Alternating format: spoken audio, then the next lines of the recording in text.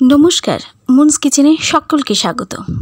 আজকে আমি আপনাদের সঙ্গে শেয়ার করব চিকেন দো পেঁয়াজের রেসিপি। আমরা রেস্তোরাঁ বা ধাবা এই ধরনের খাবার খেয়ে থাকি, তবে আজকে আমি শেয়ার করব আপনারা কিভাবে বাড়িতে হাতের কাছে যা যা উপকরণ আছে তাই দিয়েই কিভাবে রেস্তোরাঁ স্টাইলের চিকেন দো পেঁয়াজা বানাবেন। রেসিপিটি আপনারা গোড়া থেকে শেষ পর্যন্ত দেখতে থাকুন। যদি ভালো লাগে তাহলে প্লিজ একটা লাইক করবেন, শেয়ার করবেন, কমেন্ট করবেন আর সঙ্গে থাকবেন। এখানে একটা বোলের মধ্যে নিয়েছি উইথ বোন চিকেন পিস, মোটামুটি 700 গ্রাম মতো আছে। এখানে অ্যাড করছি টক দই 50 গ্রামের থেকে একটু বেশি দিয়ে এটাকে ম্যারিনেট করব।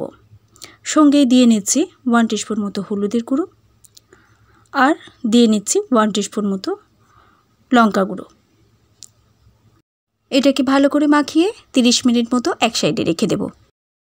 এদিকে নিয়েছি একটা ননস্টিকি প্যান, তার মধ্যে অ্যাড করে দিচ্ছি 1 টেবিল স্পুন মতো সর্ষের তেল।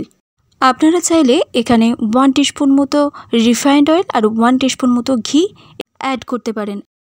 তবে আজকে আমি এই প্রচণ্ড গরমের জন্য একরকম তেল এবং সর্ষের তেলেই বানালাম। সঙ্গে অ্যাড করে দিলাম 1/2 টিস্পুন মতো মৌরি, সাথে অ্যাড করে দিচ্ছি 1/2 টিস্পুন জিরে আর 2 থেকে 3টে মতো ছোটো এলাচ। ফুয়েলটা রেখেছি লোয়েতেই। জিরে, মৌরি, এলাচ গরম হতে হতে সাথে দিয়ে নিচ্ছি একটা তেজপাতা। এভাবে দুভাগ করে নিয়েছি, সেটাই অ্যাড করে দিলাম। সব কিছুটা বেশ একটু সতে হয়ে গেলে দিয়ে নিচ্ছি পেঁয়াজ বাটা। এখানে আমি 2টো বড় সাইজের পেঁয়াজকে মিক্সির মধ্যে দিয়ে বেটে নিয়েছিলাম, সেটাই অ্যাড করে দিয়েছি।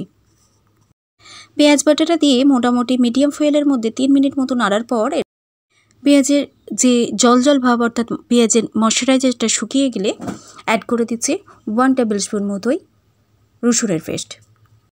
ফুয়েলটাকে একেবারে মিডিয়াম টু লোয়েতে রেখে রসুনটাকে নাড়তেই অ্যাড করছে 1 টিস্পুন মতো চিনিটা ভালো মতো মেশানো হয়ে গেলে ঠিক এরকম অবস্থায় অ্যাড করে দিচ্ছি 2 টেবিল স্পুন মতো আদা বাটাটা অল্প একটু নাড়াচাড়া করে নিয়ে অ্যাড করে দিচ্ছি 1/2 টিস্পুন মতো হলুদের গুঁড়ো আর 1 টিস্পুন মতো লঙ্কার গুঁড়ো। যেহেতু আগেও একটু লঙ্কার গুঁড়ো দিয়েছি, সেই হিসাবে ঝালটা একটু দেখে নেবেন। সঙ্গে অ্যাড করে দিচ্ছি মশলার বাটিটা ধুয়ে অল্প একটু জল দিয়ে এটাকে বেশ ভালো মতো লো টু মিডিয়াম ফ্লেমের মধ্যে কষিয়ে নিচ্ছি। সব কিছুটাকে মোটামুটি 2 মিনিট মতো কষানোর পর অ্যাড করে দিচ্ছি ম্যারিনেট করে রাখা চিকেনটা দেওয়ার সাথে সাথে 30 to 40 সেকেন্ড মতো হাইতে রেখে চিকেনটাকে ভালো করে কষিয়ে নিয়ে আবারও ওটাকে লো টু মিডিয়ামে করে দিতে হবে। চিকেনটাকে মোটামুটি 5 থেকে 6 মিনিট মতো আমি কষিয়ে নিয়েছি। নেওয়ার পরে থেকে জল ছাড়তে আরম্ভ করেছে। এই সময় অ্যাড করে দিচ্ছি 1 টিস্পুন মতো ধনে গুঁড়োটা দেওয়ার পর আবারও আমি 3 থেকে 4 মিনিট মতো একদম লো ফুয়েলের মধ্যে এটাকে ভালো করে নেড়ে চেড়ে নিয়েছি। এই সময় অ্যাড করে দিচ্ছি নুনটা প্লিজ যে যার স্বাদ বুঝে ব্যবহার করবেন। নুন দেওয়ার পর আপনারা চাইলে এই সময় কিছুটা পরিমাণ লিউকম জল অ্যাড করতে পারেন। যতটা গ্রেভি চান সেই মতো জল অ্যাড করে নেবেন। বেশ কিছুটা নাড়াচাড়া করার পর এটাকে আমি কভার করে দিচ্ছি 5 মিনিট মতো। ঢাকা দেওয়ার পর মাঝে একবার ঢাকাটা খুলে আমি নেড়ে চেড়ে নিয়ে 1/2 কাপ মতো জল অ্যাড করেছিলাম, যেটা আমি স্কিপ করে গেছি। আমি যেহেতু কষা বানাচ্ছি সেই হিসাবে আর জল ব্যবহার করছি না। চিকেনটা মোটামুটি সিদ্ধ হয়ে এসেছে। এই সময় দেখুন কালারটাও চেঞ্জ হয়ে গেছে আর চিকেন থেকে ভালো মতো তেল ছেড়েও বেরিয়ে এসেছে। এই সময় অ্যাড করে দিচ্ছি আমি কিছু চেরা কাঁচা লঙ্কা, 2 থেকে 3টে মতো চেরা কাঁচা লঙ্কা অ্যাড করলাম।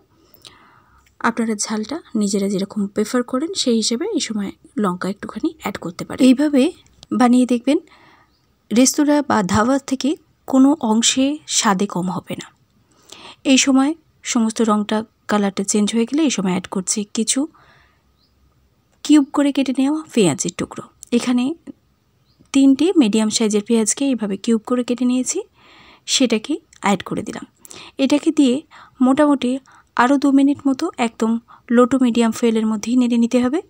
এই পেঁয়াজটা দেওয়া এই সময় একটাই কারণ, যখন চিকেনটা মুখে পড়বে তার সঙ্গে অল্প সেদ্ধ পেঁয়াজটাও মুখে পড়লে চিকেনটা খেতে অসাধারণ লাগে। আমি লো ফ্লেমের মধ্যে 2 মিনিট মতো ঢাকা দিয়ে নিয়েছিলাম। এই সময় ঢাকাটা খুলে আমি ভালো করে নাড়াচাড়া করে নিচ্ছি, যাতে কাঁচা পেঁয়াজের কাঁচার ভাবটা একেবারে কেটে যায় আর তার সঙ্গে সঙ্গে অল্প একটু সিদ্ধ হয়ে যায়। দিয়ে নিচ্ছি আমার হোমমেড গরম মশলা 1/2 টিস্পুন মতো, সাথে অ্যাড করে দিচ্ছি জুলিয়েন করে কেটে নেওয়া কিছু আদা স্লাইস। সব কিছুটা দিয়ে আরও মোটামুটি 30 সেকেন্ড মতো নাড়াচাড়া করে নিচ্ছি। হ্যাঁ, একটা কথা বলে রাখি, আমি যে গরম মশলাটা অ্যাড করলাম ওটা আমার হোমমেড গরম মশলা। এটার মধ্যেই কাসুরি মেথি ছিল, তাই আমি আলাদা করে কোনো অ্যাড করিনি। আপনারা চাইলে ওপর থেকে একটু কাসুরি মেথি বা একটু ধনেপাতা অ্যাড করতে পারেন। আর যদি জানতে ইচ্ছে করে আমার হোমমেড গরম মশলাটা আমি কিভাবে বানাই, সেটা আমাকে কমেন্টের মাধ্যমে জানাবেন। পরে তাহলে অবশ্যই আমি আপনাদের সঙ্গে শেয়ার করে নেব।